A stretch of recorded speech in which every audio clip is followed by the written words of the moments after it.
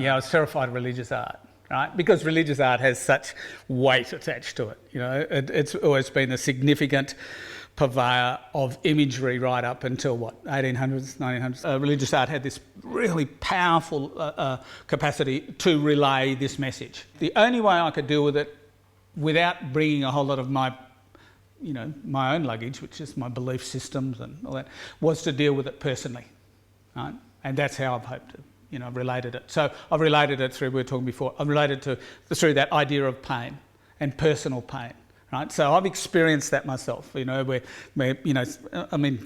say fencing, for example, and you're dragging strainers around all day and you do it for a week, or you're shearing sheep or whatever, being a farmer in a previous life, that it was really bloody hard work and painful. You carried pain all day. So I'm thinking, this guy that was, going from point A to point B, lugging this massive cross behind him, and all the meaning of the imagery that's expressed and how it's been interpreted through Christianity, I thought, okay, I'm not going to go. I'm interested in what was happening to him personally and his personal pain.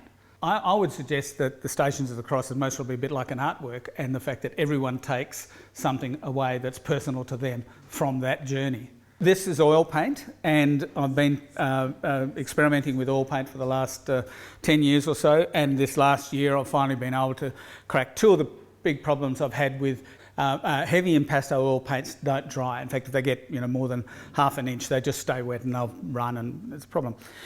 So I've invented this way of adding about 4 or 5 ingredients into and using oil paints. What I've found is it's allowed me to use oil paint in a sculptural sense. That also, it's extremely tactile. People are really interested in touching it, and that visual tactility, where your eyeballs are touching it, and people then usually end up touching it with their fingers or whatever. But so that's one of the reasons I was also interested in using it, is because it kind of makes it personal to every viewer that comes along.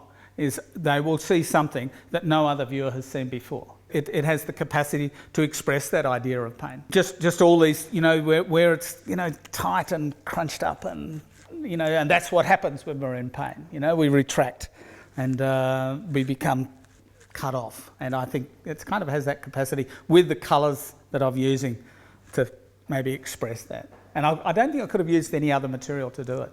It would have been a completely different work. Yeah.